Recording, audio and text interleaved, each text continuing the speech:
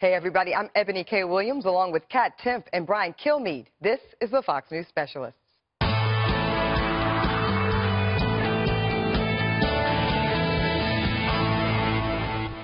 President Trump's rhetoric over the last 24 hours might be giving some of you a serious case of whiplash. But this afternoon, the president striking a unifying tone during a speech to American veterans in Nevada. It is time to heal the wounds that divide us and to seek a new unity based on the common values that unite us. We are one people with one home and one great flag. This is the spirit we need to overcome our challenges, to pursue our common destiny, and to achieve a brighter future for our people. We will win. Watch. We will win. Those remarks today hitting some very different notes compared to his rally last night in Phoenix, where he really attacked the mainstream media. The very dishonest media, those people right up there with all the cameras. And I mean truly dishonest people in the media and the fake media. They make up stories. They have no sources in many cases. They say a source says there is no such thing, but they don't report the facts. These are really, really dishonest people, and they're bad people. And I really think they don't like our country. I really believe that. The only people giving a platform to these hate groups is the media itself and the fake news. The media can attack me, but where I draw the line is when they attack you, which is what they do. When they attack the decency of our supporters. All right, Brian, two very different tones, but also two very different crowds and two very different important moments for the president. Yeah, I mean, we have three separate style speeches in 3 days into three different audiences. I think it's good that he's busy, he's out there. 77 minutes without a script, which is pretty, as anyone who's sitting at this table knows, not easy. He'll sometimes make 4 speeches in one day and change all 4 speeches. Not easy, shows a tremendous amount of competence. But I think that a lot of people, a lot of his critics, instead of looking at that speech, pivoted to he's not mentally well. I waited to see the analysis, see what they liked and didn't like. Instead, they pivoted a whole new direction. We think he's not well enough to hold the job. Yeah, so I was pretty astounded by that. Deep into that exact, I know exactly who you're talking about there. Kat, what was your take around both of these two kind of different themes, but again, different audiences? Right. Again, like I was mentioning yesterday, he tends to go that way when he's at a rally in crowd full of sports. Brian, it turns out he didn't really take your stay on message advice, but I think I know your favorite part, and I'm going to read it to you. And Fox and Friends in the morning is the best show, and it's the absolute most honest show, and it's the show I watch. So that was probably your favorite I did not know this. Do we have a Fox News alert? Can we roll that clip? But he also loves Sean Hannity. He did also say that, but I'm saying this was probably your favorite part of the speech. Second favorite. Oh. Yeah. I think you're blushing a little bit, Brian. I like it. I like through it. The makeup. A little bit. Able to see that. Coming through. It's beeping through. We'll meet now today's specialist. He's a syndicated radio host, a former aide to Democratic Senate Minority Leader, Chuck Schumer. He is a professional improv comic, but he specializes in national politics. Chris Hahn is here. And he's a broadcaster whose career has expanded over 25 years, also an advisor to the Vocational Education and Training for Service Members program. And he's a political analyst, but he specializes in being the co-founder of the Tea Party 365 here in New York City. David Webb is here. So let's kick things off almost on cue. The mainstream media went into just full-stream pandemonium following President Trump's Phoenix rally. What a dramatic shift from the somber commander-in-chief the night before. Remember, he called down on the whole country to come together in unity, but last night he was angry, he was raw, he was divisive, he was deceptive. Abandoning his carefully scripted remarks from a day earlier, Mr. Trump was unrestrained, lashing out in a tirade that started with a call for unity. The president again defending his highly criticized response to the clashes in Charlottesville. It was deeply disturbing and offensive the way he spoke of the media, but what Donald Trump's speech is not deeply disturbing and offensive. He's unhinged. It's embarrassing, and I don't mean for us, the media, because he went after us, but for the country. Okay, Chris. So Is this the media taking the bait from President Trump, do you think? Because, I mean, as Kat points out accurately, he's talking to his base, right, and in this type of rally space. So we can expect that type of tone, that type of texture, that type of energy from the president. So is this a bit of an overreaction from the media? You know, I think the media always overreacts to just about everything. I know I do sometimes when I'm on the radio. Well, especially because to him, though, right? Well, you know, look, he is different than anything we've ever seen before, right? Yeah.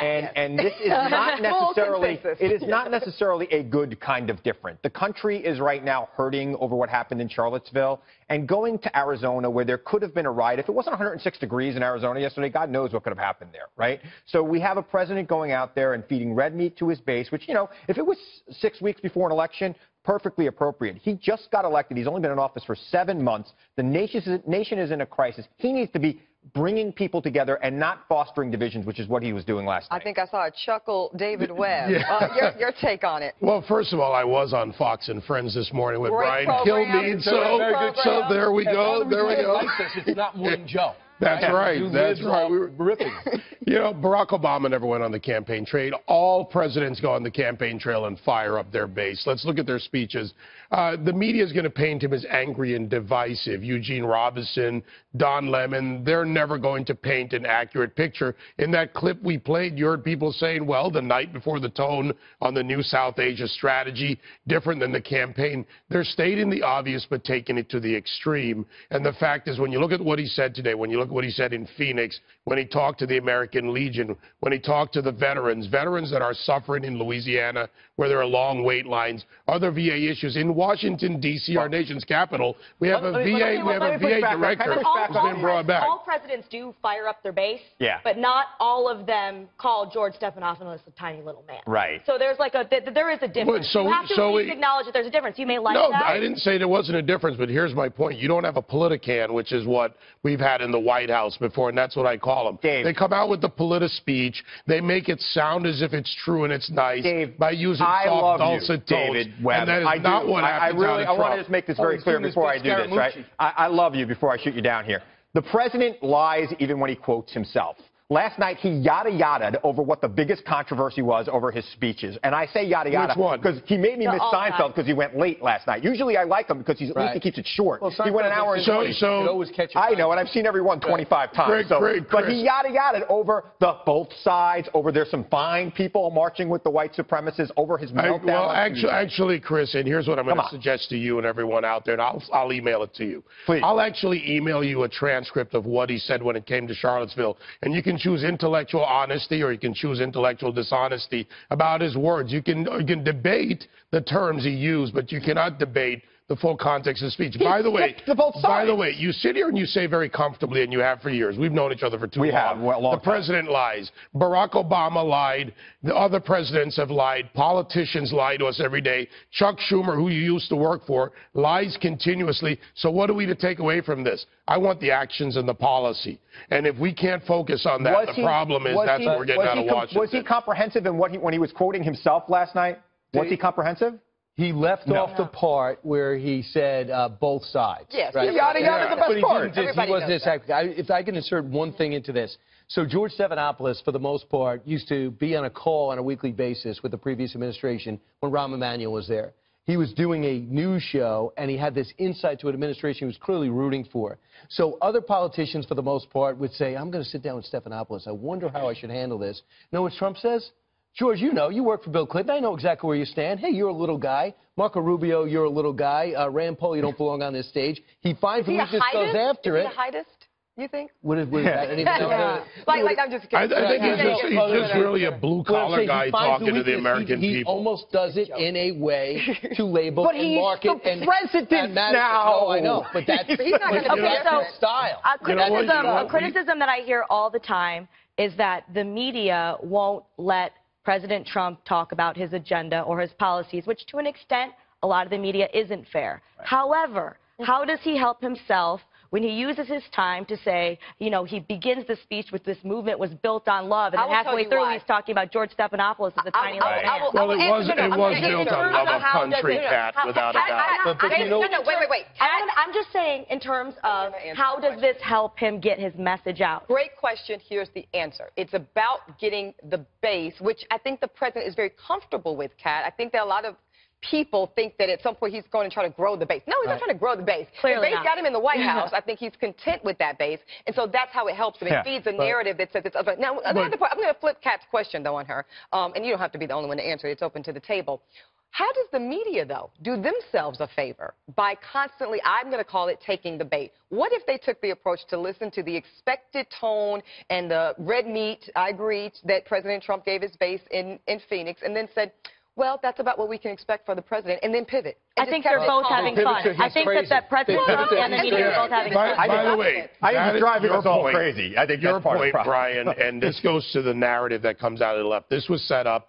It was planned. It was James Clapper who came out and set it up. Then actually Chuck Schumer picked up part of it, and others went out. See, when they don't have a narrative, look at what they've done. Russia, they now have Glenn Simpson testifying behind closed doors for 10 hours. They don't know what he said 2 blocks away. Well, no, but here's my point with this. This is what the Democrats are looking at. The Russia, they haven't delivered a thing in 10 months. They haven't delivered evidence or an indictment. So now they need to pivot. So now they need to paint the president as unfit for office. They tried this about 6 weeks ago. Winter it didn't is coming, work. Now David, they're back on the Russia thing. Winter is coming. But, Chris, I'll further define it. I remember now where the Stephanopoulos thing came from. He gets an interview with Nikki Haley.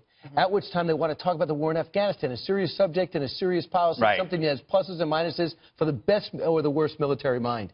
He gets one question about that and then tries to get him, as did Matt Lauer, 7 different ways on Charlottesville the week before. It looked like an agenda to make the president look bad because they weren't happy that the speech came off okay. So instead of this president backing up and writing a memoir, he responds the next day in front of 15,000 people. Yeah. That's why people... Look, the country wants to talk about Charlottesville. It's not just the media. I mean, if you go on social media, everybody's still talking about Charlottesville and what the president did about it and what he said about both sides. He has not come clean fully on it. He should apologize to the American people is what he should do. If he did that, apologize for what, he wasn't responsible for the wreckage in Charlottesville.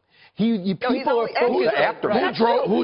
car? I agree with that, Brian. He is not responsible for what occurred in Charlottesville whatsoever, but he is accountable for his response to Charlottesville. And I think that's what a lot of people... A majority of Americans were not satisfied with it. 62%. You know what the majority of Americans are doing today? They're worried about paying their bills. They're not worried about all the wonky stuff that goes on in the media halls and the elitist halls. They're thinking, how do I get the kids back to school? How do I get my things handled at the kitchen table? And they pay attention to the majority of the country is not going as manic on Charlottesville as the media would like to portray it. David, you host a radio show. You host a radio show. I host a radio show. I host a radio show. So let me tell you what my listeners, and I know you too. So let me tell you what my listeners are talking about, David. They are concerned with how they're going to eat, how their kids are going to school, and they're concerned that the racial tensions in this moment in the country, as they have been escalating pre-Donald Trump going to the White House, but they feel like they're reaching a fever pitch, and they are concerned. Where about did that begin? 2014 Ferguson. No, it became before that. Freddie Gray, but where did the fever pitch begin? No, I was in Ferguson for 2 weeks. We can talk about how it began, but in this moment, David, we have to address where we are. But you cannot talk about where we are now, and he's the president, and the buck stops with him, and he's been passing the buck every day. Stop me if I'm wrong. You know the #1 thing in this is the statues.